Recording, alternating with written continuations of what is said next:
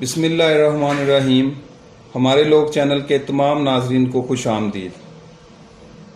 नाज़रीन, आज हम आपको माजी के ऐसे हकीम और उनकी फ़ैमिली की दास्तां सुनाएंगे जिससे आपको पता चलेगा कि पहले लोग किस तरह आपस में मिलजुल कर रहते और एक दूसरे का ख्याल करते। सर्दियों की खामोश रात और चारों तरफ छाई धुंध ने दिल्ली को ऐसे घेरा हुआ था जैसे कि किसी जंगजू को दुश्मनों ने चारों तरफ से।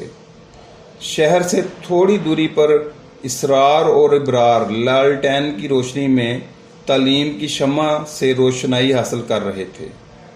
दोनों माशाल्लाह तालीमी मैदान में नकम्मे और शरारतों और आवारगी के मैदानों के बादशाह थे। इनके वालिदैन इनसे बहुत खुश थे क्योंकि उनको पता था कि ये तालीम के अलावा हर मैदान में कामयाब हैं। इसरार और इब्रार के वालिद बुजुर्गवार जनाब हाजी गुलाम, जो कि मोहल्ला में गामा हकीम के नाम से मशहूर थे और वक़्त के मशहूर हकीम थे। इनके बारे में कहा जाता था कि जिस मरीज़ का इलाज किसी के पास नहीं, गामा पहलवान के पास उनका मुकम्मल इलाज है और इलाज इनके बाद किसी भी हकीम की ज़रूरत ना रहती थी क्योंकि कफन दफन और हिंदुओं के सफ़र आखिरत के तमाम तरशुमारियात इनके पास मौजूद थे। गामा पहलवान साहब और इनके बेटों का तारफ़ तो हो गया और आप सब इनकी काबिलियत भी जान गए। अब बात करते हैं गामा साहब की बीवी सलमा खातून, जो कि खुशकिस्मती और अपनी तालीम के बलबूते पर सरकारी स्कूल में उस्तानी थीं और पूरा मोहल्ला इनको उस्तानी जी के नाम से पुकारता था। मोहल्लादारों की नज़र में वो एक रोबदार और काबिल एहतराम खातून थीं। गामा साहब की इकलौती बेटी परमीन, जो कि इंतहाई ज़हीन और मैदान तालीम में हमेशा पेश थी और साथ माशाल्लाह नहम क्लास की तालबा थीं। तालबा होने के साथ साथ वो घर का सारा निज़ाम भी संभालती और साथ सिलाई कढ़ाई का मुकम्मल काम भी जानती थी। ख़ानदानी तारफ़ थोड़ा तवील होने की वजह से माजरत। अब आते हैं असल बात की जानब। इसरार और इब्रार, जो कि घर में वालिदैन की दरीना खुशी को पूरा करने में गुम थे और लुड्डों की गोटियों की आवाज़ खामोशी और सन्नाटे की वजह से हर किसी को सुनाई दे रही थी, वो इतनी गहराई में थे कि उनको इस बात का अंदाज़ा न था। गामा साहब की आंख खुली तो देखा कि बेटे रात के इस पहर भी मसरूफ़ हैं, तो पूछा क्या हो रहा है मेरे बरखुरदारों। जवाब में मौज़ज़ाना लहजे में कहा, अबू जान पढ़ पढ़ कर थक गए थे, सोचा फ्रेश होने के लिए लूडो से लुत्फ़अंदोज़ हो लें। बाप ने खुश होते हुए कहा, वाह क्या बात है मेरे बेटों की, अल्लाह पाक तरक्की अता फरमाए। अब ये नहीं पता कि ये दुआ लूडो के बारे में थी या बेटों के बारे में।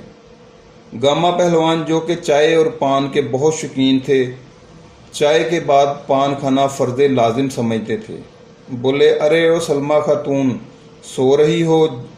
जवाब आया, नहीं, आप हुक्म करें। हकीम साहब बोले, बेगम एक कप चाय ही बना दो।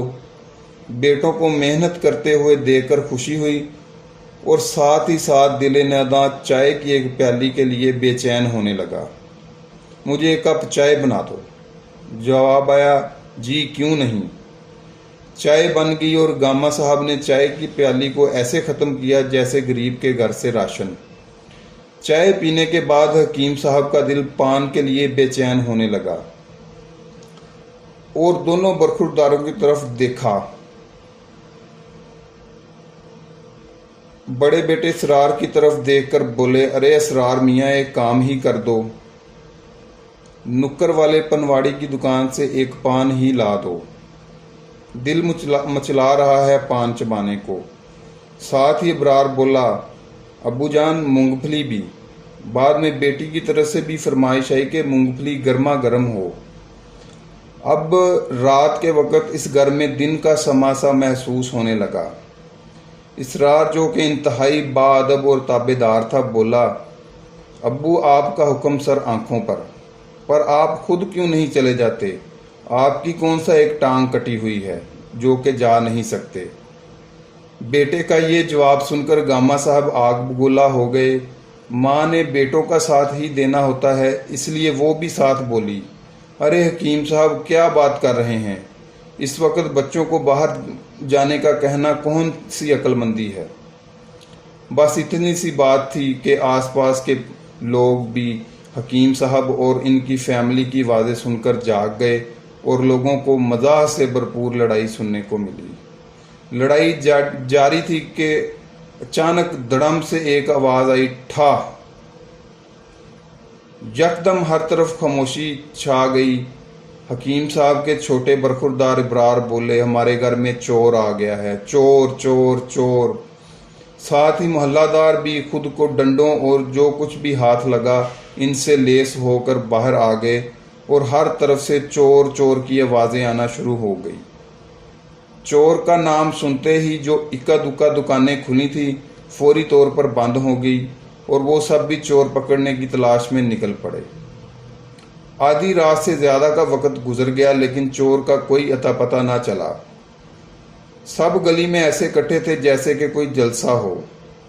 कोई कह रहा था कि मैंने चोर को इस तरफ दौड़ते देखा, कोई कह रहा था कि फलां का बेटा भी हो सकता है क्योंकि वो भी आजकल। खैर, हर कोई अपने कीमती मशवरों से दूसरों के कानों में रस बोल रहा था। कुछ देर बाद हकीम साहब के घर से आवाज़ आई, म्याऊं म्याऊं, जो कि एक बिल्ली की आवाज़ थी। बिल्ली को देखकर सब चौकन्ने हो गए और कहने लगे कि बिल्ली ने चोर को देखा है जो इस वक्त बोल रही है। सब नौजवान हकीम साहब के घर में दाखिल हों क्योंकि चोर अंदर ही है।